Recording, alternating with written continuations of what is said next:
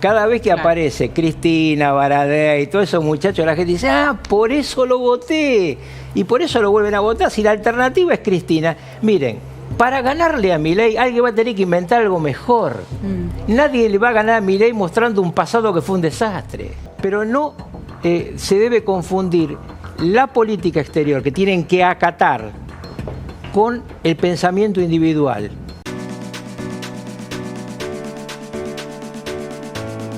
Tenemos una mesa muy buena, Diego Guelar, Carlos Rucauf, para hablar de política exterior del gobierno. ¿Qué tal? ¿Cómo andan? ¿Cómo andan? ¿Qué tal? Bienvenidos. ¿Cómo les va? Ambos. Buenas noches. Muy bien. Berten es el nuevo canciller, finalmente.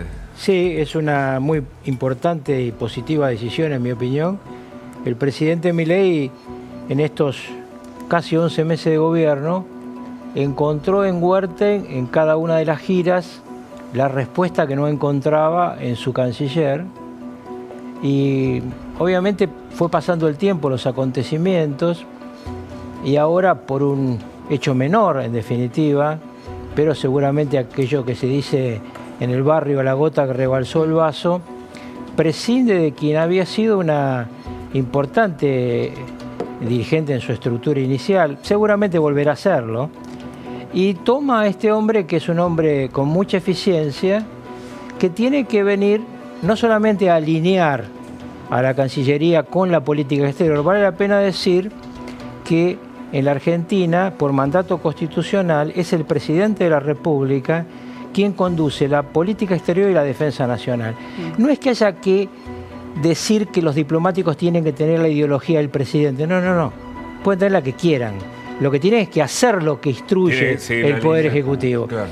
Y en el caso específico de la Cancillería hay que hacer, obviamente, algo que yo en su momento hice siendo canciller. Hay que cerrar embajadas que no tienen sentido, hay que cerrar consulados que no tienen sentido. Hay que llevar al mundo de la cibernética la política exterior. Ustedes piensen solamente esto. Argentina es 1/3 en Producto Bruto, grosso modo, y 1/3 en población de México. México es un país gigantesco pegado a Estados Unidos. Nosotros tenemos más embajadas que México. Ahí nos queremos meter después, ¿no? Pero sí, me parece... bueno, es lo que hoy justamente escribe Maya Jastrzeblański en La Nación, esto de la idea de tal vez pasar la motosierra por la Cancillería, pero... Una idea que tenía Rucauf hace más de 20 años. La ejecuté. Sí, pero después nos cuenta si vamos... Pero le quiero preguntar primero a Diego Guelar la primera mirada, ¿no? Respecto a lo que fue la salida finalmente de Diana Mondino en el medio de varias... yo coincido con Carlos. Encontró... son dos ex embajadores, dos personas con mucha trayectoria internacional. Y que hemos trabajado juntos. Además. Sí, fue mi embajador en Washington. Claro, cuando era canciller y era embajador, exacto. Y coincido, encontró realmente la horma del zapato que no tenía en la canciller ¿Fue realmente Mondino. un voto en contra de Cuba? No, a mí, yo fui 2 veces perdón, embajador. a favor de Cuba. Yo fui 2 veces embajador en Estados Unidos. A mí nunca me pidieron, y en esos años a mí me tocó, en buena medida, en la primera vez que fui, sentar el antecedente de la política de los 2 repudios. Es decir, el repudio... Por eso se lo pregunto, porque es muy histórica la votación, digamos, claro, ¿no? En la Argentina, es que el repudio al embargo, para lo único que servía era para legitimar a la dictadura cubana, que se victimizaba y hablaba del bloqueo. Carlos lo recordás muy bien, y lo usa hoy el dato del bloqueo, que no existe. Es un embargo unilateral decidido por el Congreso norteamericano. Es cierto que es histórico, pero también es cierto que el gobierno ahora, por ejemplo, en materia internacional, fija una alianza con el Estado de Israel, pero incluso está claro, yo creo que el episodio y con Estados Unidos es menor en sustancia, pero no se le podía escapar a la canciller, sin lugar a dudas, y a nadie le importa. Miremos los diarios del mundo, ustedes van a ver que esa votación en el único lugar que salió es en la Argentina. Todos los aliados de Estados Unidos votaron exhortando a Estados Unidos a levantar el embargo. No iba a cambiar en nada, digamos. Nada, o sea, podíamos abstenernos, votar a favor, votar en contra, no hubiera existido la noticia como noticia internacional. O sea, yo creo que fue una excusa o la última gota, como decía Carlos. Pero una novedad mirando hacia adelante es lo que vamos a ver, que es una nota hace 22 años, si no me equivoco, en su momento en La Nación, elevarán al presidente los decretos para cerrar embajadas en el exterior. Una nota de abril del 2002, en donde justamente el canciller en ese entonces, Carlos Rucauf, dijo que la medida permitiría un ahorro de 30 millones de dólares, cerrando las representaciones en Dominicana, Honduras, Yugoslavia, Bulgaria, Rumania, Kenia, Libia, Senegal, Zimbabue y Kuwait. Y es una idea que aparentemente el gobierno actual tiene, Rucauf. Sí, hoy habría que cerrar el doble. ¿Sí? Porque el ¿Por qué? kirchnerismo hizo una inflación de embajadas. Ah. Mire, yo le pido a la gente que nos sigue que googlee, como dice mi nieto, embajadas argentinas en el exterior y se va a quedar estupefacto de los lugares en el mundo en el que nosotros tenemos embajadas, no tenemos comercio, ni tenemos argentinos que hagan turismo en el país, y tenemos consulados. Los consulados funcionan fundamentalmente para la gente que va de la Argentina, Claro. y para otros trámites que tienen que ver con el comercio, etcétera. Yo la otra cosa que creo es que hay lugares donde hay que juntar, cuando son la capital de un país, consulado y embajada, no dos edificios. Hay que vender edificios. El canciller elegido, que todavía no asumió, encontró la embajada en Washington en una situación, la residencia, que hizo que él comprara una casa porque tiene plata para hacerlo. Pero lo cierto es que esa casa en la que vivió Diego, estuvimos ahí alguna vez, es una casa que se ha deteriorado con el paso del tiempo, pero es muy valiosa. Entonces uno debiera vender inmuebles que son valiosos y comprar inmuebles más modernos y más eficientes. El otro día me decía, cuando hablaba yo de esto con un diplomático, bueno, pero las recepciones, Argentina hace 2 recepciones en el año. Diego, como estaba Claro. vendiendo más la Argentina, hacía alguna más, pero alquilás un salón. A un No costo necesitas de, tener... ¿cuánto vale una embajada? Digamos, el No. sueldo solamente un embajador. Pero el problema central no es Pero solo el sueldo. para que la gente tenga idea. ¿Cuánto son? Bueno, $15.000 es el sueldo de un embajador, pero ese no es el tema central. El tema central Digo, es que para tenemos- arrancar, ¿no? Para... Sí, pero suele ser un poco injusto, porque también hay que Sí, pensar sí. que viven No, en no, países está bien. caros. A dólar, pero aprecio. lo que hay es una cantidad de personal en el exterior que no es necesaria, porque si vos tenés 40 embajadas y consulados de más, tenés ahí personal diplomático. Pero además, el otro tema que es muy importante es analizar cómo funciona hoy un país moderno que quiere vender sus productos y negociar. Tiene una gran parte de su estructura cibernética. Trabajan mucho, no en lo personal, porque desde el COVID cambió el mundo y Argentina sigue ¿Usted funcionando. propone trabajo remoto sin necesidad de una embajada en ciertos No países? solamente trabajo, conexión remota de muchos temas. Sin Ustedes- necesidad de romper los vínculos con esos países. No, bajando el nivel de representación al necesario, bajando costos. Obviamente que una cosa es Estados Unidos y China y otra cosa es Angola, ¿no? Angola, un país muy preferido por Cristina Kirchner, que, como ustedes saben, fue motivo de problemas económicos delicados. Bueno, nosotros tenemos embajadas en África y en Asia que no tienen ningún sentido. Pero bueno, esto, más que motosierra, yo lo llamaría bisturí, para no dañar buen tejido que seguramente hay en la estructura diplomática de Argentina. Claro. Las burocracias mejores de la Argentina son las Fuerzas Armadas y de Seguridad y las fuerzas diplomáticas. Lo que tienen que necesitan es conducción y dirección. Correcto. Pero no se debe confundir la política exterior que tienen que acatar con el pensamiento individual. Uno puede decirle a un canciller, muchas veces me lo han dicho, opino lo contrario, pero una vez que decido, acata. Y Bueno. esto en relación también del canciller con el presidente. Yo no siempre coincidí Que con el uno, presidente. En la democracia Bueno, participativa y republicana, uno vota un ministro o un canciller. No, Es- Ahora- es el- el Poder Evidentemente, Ejecutivo... hay una cosa que sí, si el presidente es el presidente y el que trabaja para el presidente tiene que acatar, evidentemente. Pero Claro. en ese sentido, ¿cómo se leen entonces las cosas que generaron mucha polémica, como la carta en su momento del presidente hacia el cuerpo diplomático, ¿no? Que decía que debían dar un paso al costado quienes no estaban a favor de las ideas de la libertad, o incluso este último comunicado, ¿no? Que habla de casi una limpieza dentro de lo que es la Cancillería para quienes no defiendan las ideas de la libertad, Diego? Sí, yo creo que hay que cambiar la semántica. Yo creo A ver. que la idea o la lectura en mucha gente fue una purga. Yo creo que eso es lo que nos sirve y creo que coincido con Carlos. Lo que hay que hacer es meter bisturí, porque efectivamente si hay alguien que hizo ideologización, fueron los 16 años del kirchnerismo. Claro, como, Entonces, hay- como cajas, ¿no? No, pero además en la Cancillería, más que cajas, hubo un dato de intervención ideológica, de meter miedo a los funcionarios.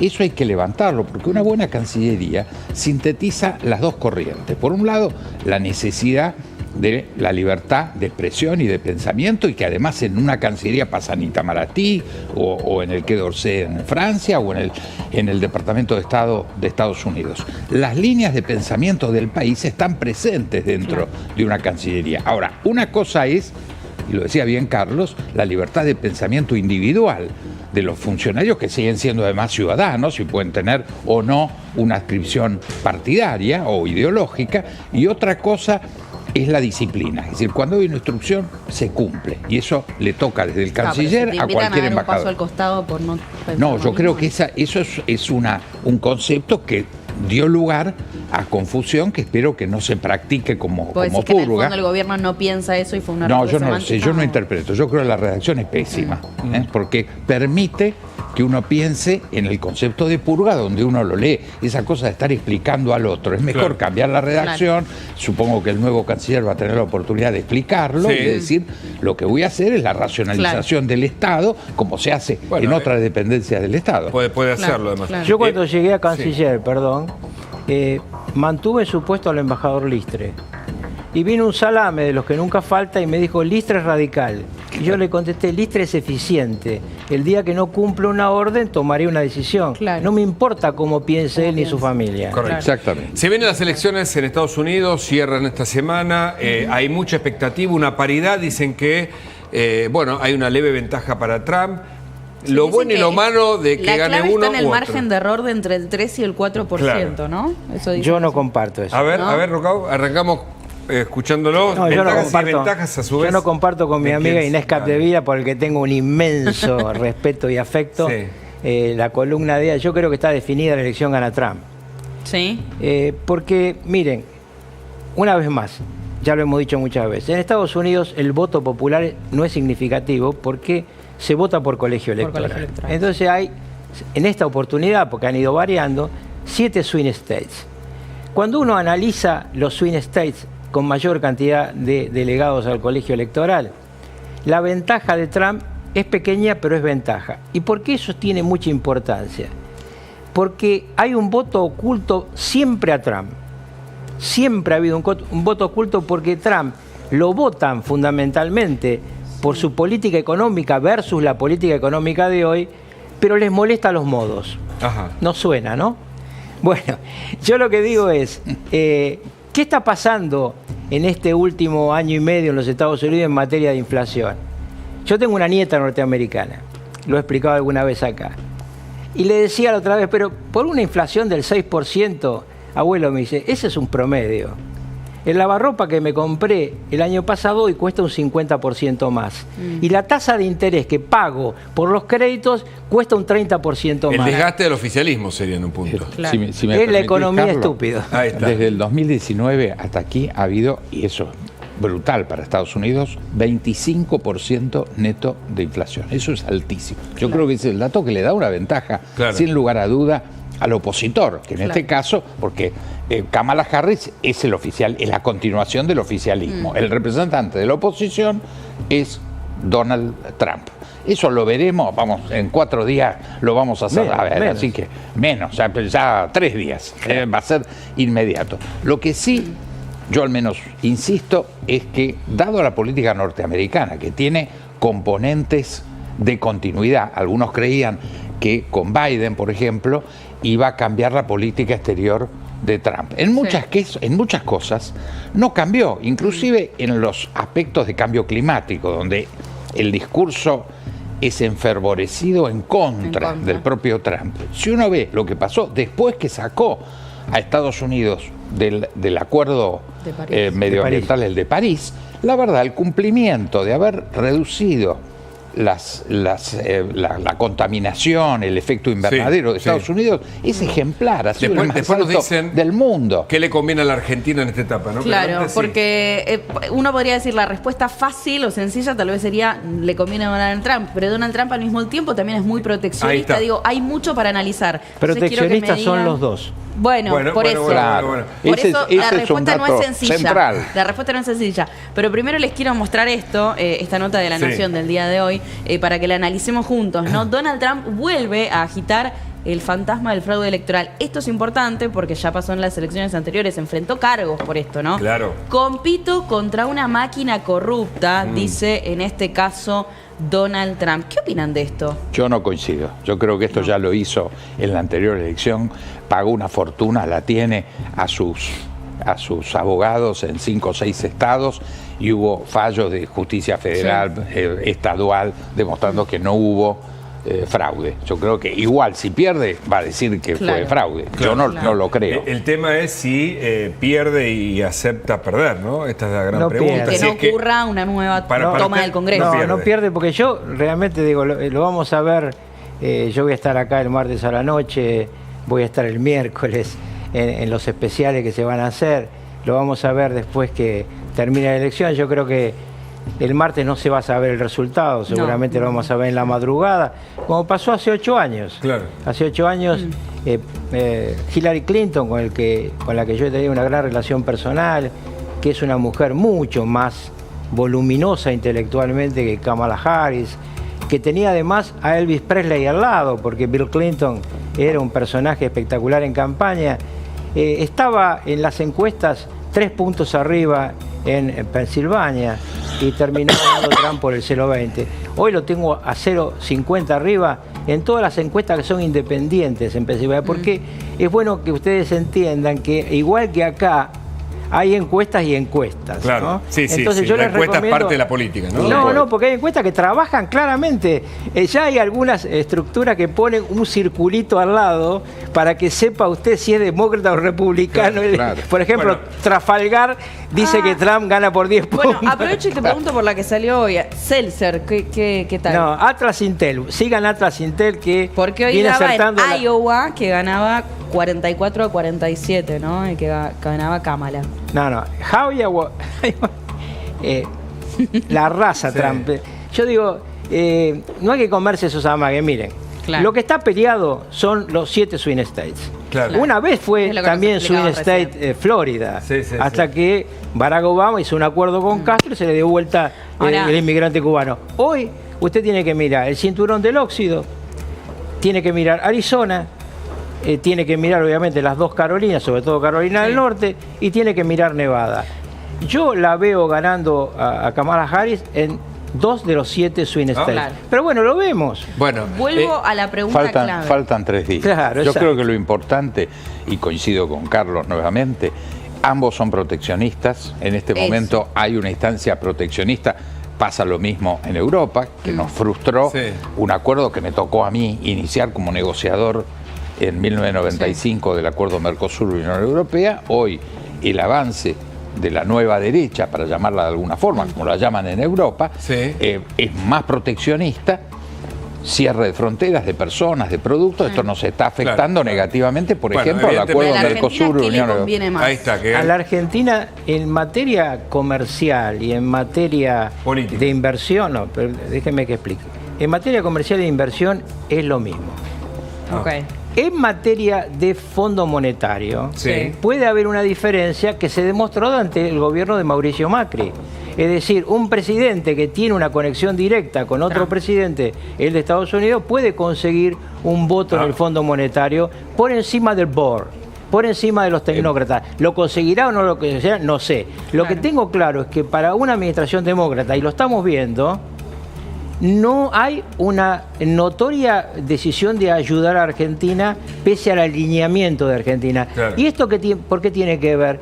Porque hay un problema histórico de los demócratas respecto a confundir las democracias socialdemócratas con amigos de la socialdemocracia norteamericana.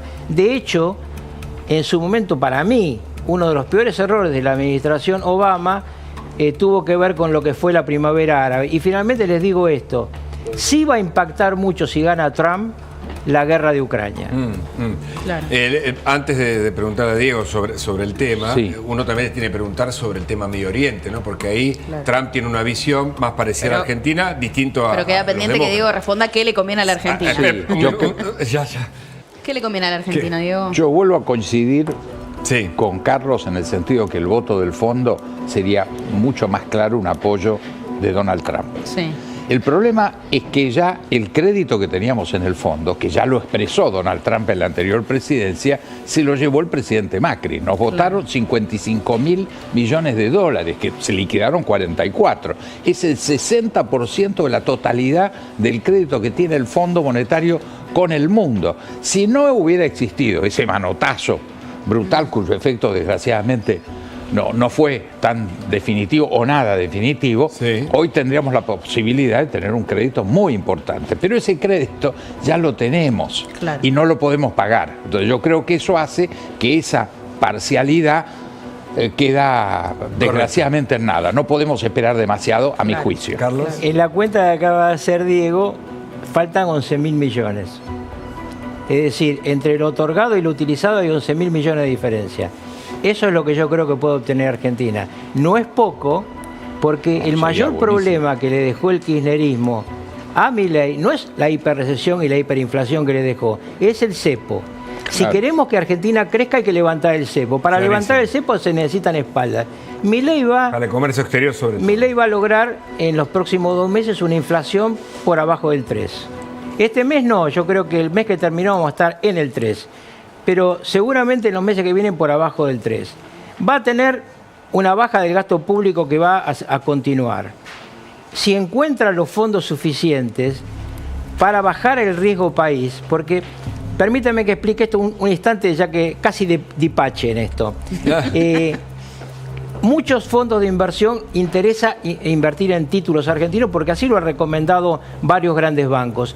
Pero cuando usted tiene un riesgo país por arriba de 900, no pueden esos fondos por mandato regulatorio invertir en bonos argentinos. Claro. Argentina va a bajar, y esto lo dicen economistas muy serios, abajo de los 900 puntos a fin de este año. En ese momento entran más fondos, baja más el riesgo país y tenemos un 2025 mucho mejor. Yo creo que tenemos que llegar a 700 para que efectivamente las empresas que quieran invertir, cuando una empresa americana o europea quiere invertir, significa que va a su banco a pedirle crédito. Claro. Ya no es que saca del bolsillo. Claro. Es decir, el crédito central va a afectar a las decisiones de inversión que hoy hay intención de hacer en la Argentina. Necesitan 700 puntos o menos. Pensemos que en la región nuestros vecinos están entre 200 y 400 puntos. Entonces, para efectivamente acceder a la inversión necesitamos que se levante el cepo y que efectivamente el riesgo país baje. Eso va a cambiar absolutamente la perspectiva inversora frente a Argentina. Y una derrota del kirchnerismo también es muy importante en 2025 para quitar el fantasma de que pueden volver. Porque eso lo dañó mucho en su momento a Macri. Y entonces Milei está mirando eso con mucho cuidado.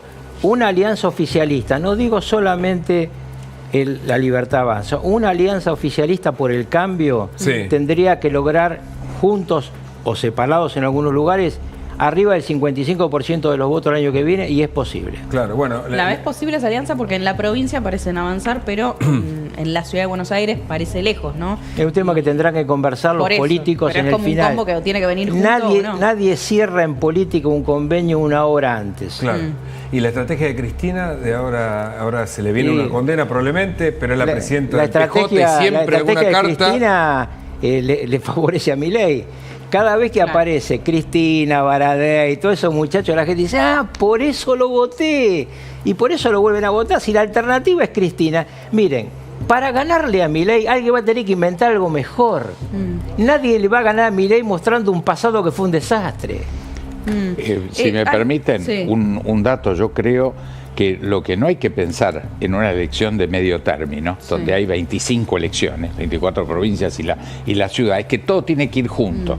Yo creo que puede ir fragmentado, pero en la sumatoria, Claro. no tengo la menor duda que la derrota del kirchnerismo va a ser aplastante, salvo en un distrito que es provincia de Buenos Aires, claro. Ese que es el sí tema. es fundamental la unidad. Ahí no hay ninguna duda que el objetivo tiene que ser alcanzar una unidad entre el PRO la Libertad Avanza y sectores del radicalismo que están demostrando que están dispuestos a colaborar. Para eso sería bueno que el presidente, la verdad, insulte un poco menos. Era innecesario pegarle a Raúl Alfonsín hace 3 días. Yo creo que eso en este momento no solamente que no era necesario, sino que es altamente negativo. ¿Coincidís con lo que En dice provincia, Carlos? perdón, en provincia de Buenos Aires es un distrito que conozco mucho.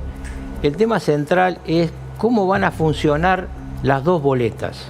Esto ya lo hablaremos el año que viene, hoy la gente no le interesa nada más que saber cuánto más va a bajar la inflación, pero hay una boleta única que es nacional y una boleta común que es provincial. Sí, esto le da un inmenso poder a los intendentes. Sí. Entonces ya más adelante, cerca de la elección, lo hablamos, pero digo, el porvenir es mejor que lo que estamos viviendo. Mi viejo jefe diría, estamos mal pero vamos bien. Carlos Rucau, Diego Aguilar, muchísimas gracias. Gracias por el invitación.